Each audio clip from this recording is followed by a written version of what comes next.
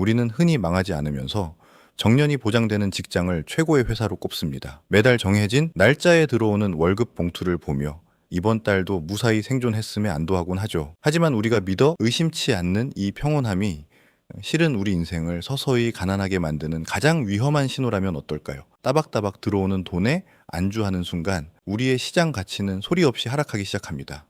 회사는 우리가 부자가 되길 원치 않으며 딱 내일 출근할 에너지만 남겨줄 만큼의 비용을 지불합니다. 우리가 시스템 밖으로 나갈 엄두를 내지 못하도록 설계된 이 보상 체계는 우리를 안락함이라는 늪에 빠뜨립니다.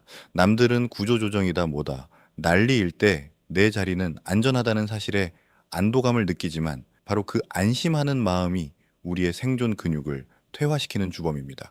안정적인 시스템 안에서 단순히 하나의 부품으로만 기능하는 동안 우리는 무능해집니다. 회사라는 명함을 떼어냈을 때 나 스스로 돈을 벌 기술이 남아 있습니까? 대부분의 직장인은 시스템 밖으로 던져지는 순간 아무것도 못하는 상태가 됩니다. 야생의 사자는 굶주림 속에서 사냥 기술을 연마하며 매일 더 강해집니다. 반면 동물원 사자는 사육사가 던져주는 고기에 길들여져 사냥법을 잊어버립니다. 우리의 월급은 사육사가 던져주는 고기이며 회사는 우리를 가두는 보이지 않는 울타리입니다. 차라리 당장 굶어 죽을 위기라면 우리는 무엇이라도 배우고 처절하게 발버둥 칠 것입니다. 적당히 먹고 살 만한 월급이 주는 안락함이 우리의 잠재력을 서서히 갉아먹고 있습니다. 우리는 지금 매달 들어오는 그 돈 때문에 더 큰 기회비용을 지불하고 있는 셈입니다.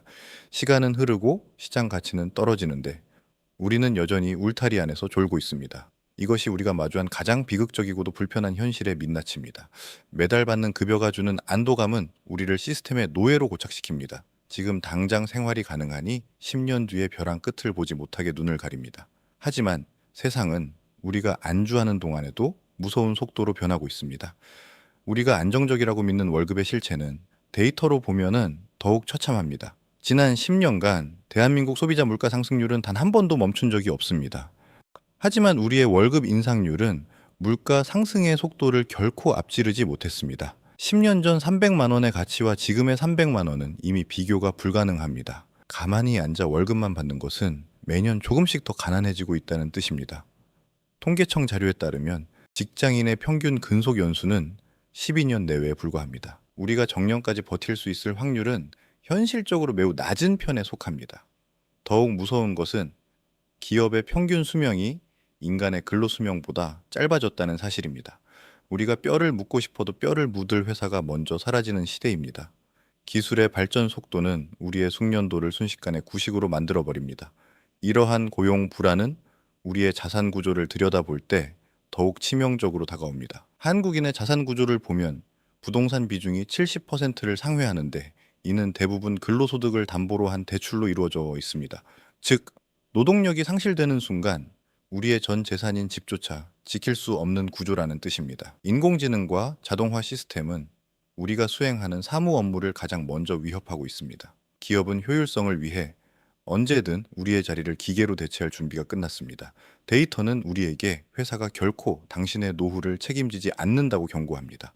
월급의 안정성은 일종의 착시 현상일 뿐이며 실제로는 벼랑 끝에 서 있는 것입니다.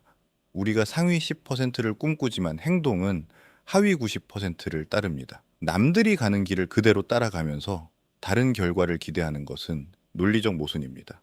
노동소득이 자본소득의 증식 속도를 이길 수 없다는 진리는 이미 증명되었습니다. 그런데도 우리는 성실한 근로가 부를 가져다 줄 것이라는 망상에 빠져 있습니다. 숫자는 거짓말을 하지 않으며 우리에게 이제 생존 전략을 수정하라 말합니다. 우리가 숫자를 외면하는 동안 자본소득은 노동소득을 아득히 추월했습니다.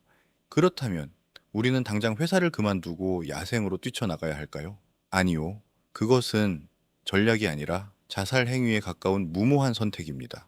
우리의 전략은 직장을 다니는 태도 자체를 완전히 바꾸는 데서 시작합니다. 이제부터 회사는 단순히 월급을 받는 곳이 아니라 나의 자립 역량을 키우고 실습하는 공간이 되어야 합니다. 이를 위해 우리가 당장 실행해야 할 세 가지 핵심 전략을 제안합니다. 첫째, 회사의 업무를 나의 독립적인 포트폴리오로 재정의하십시오. 회사의 자원을 활용해 실무 경험을 쌓고 시스템이 돌아가는 원리를 체득하는 것입니다. 회사 업무를 매뉴얼화하고 이를 통해 나만의 고유한 기술을 추출해내야 합니다. 명함에서 회사 이름을 뺐을 때 내게 남는 진짜 기술이 무엇인지 자문해 보세요. 만약 아무것도 떠오르지 않는다면 오늘부터 당장 나만의 기술을 만들어야 합니다. 둘째, 퇴근 후 2시간을 나라는 일인 기업을 위한 연구 시간으로 할당하십시오. 이 시간만큼은 회사원이 아닌 기획자이자 투자자로서 자신을 훈련해야 합니다.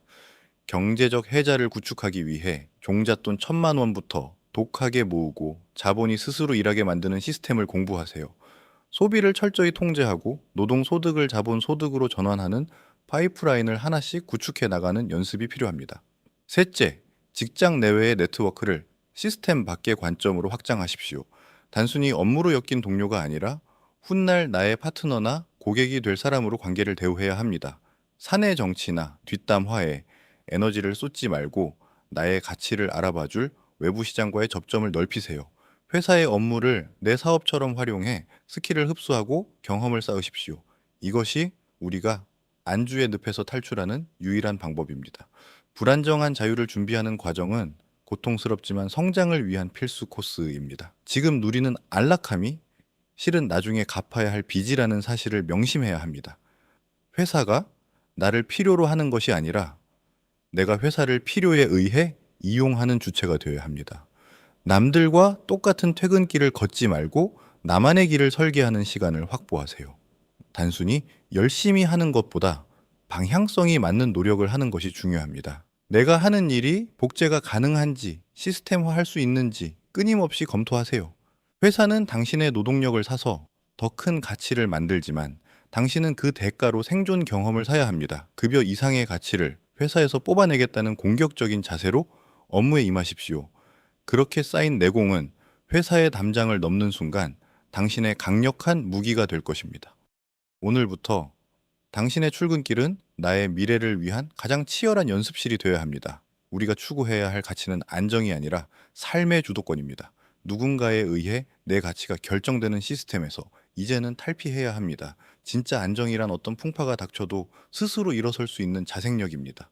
빽빽한 만원 버스와 열차에 몸을 싣는 고단함보다 더 무서운 것은 내 미래에 대한 주도권을 잃는 것입니다. 우리가 지금 흘리는 땀방울은 오직 나의 자유와 경제적 자립을 위해서만 쓰여야 합니다. 매달 받는 월급에 안주하며 서서히 죽어갈 것인지, 불안정한 자유를 택해 강해질 것인지 선택하십시오. 우리의 목표치는 명확합니다. 자산 15억을 달성해 시스템의 간섭 없이 온전한 나로 사는 것입니다. 그날을 위해 우리는 오늘 당장 안락한 의자에서 일어나 차가운 현실을 마주해야 합니다.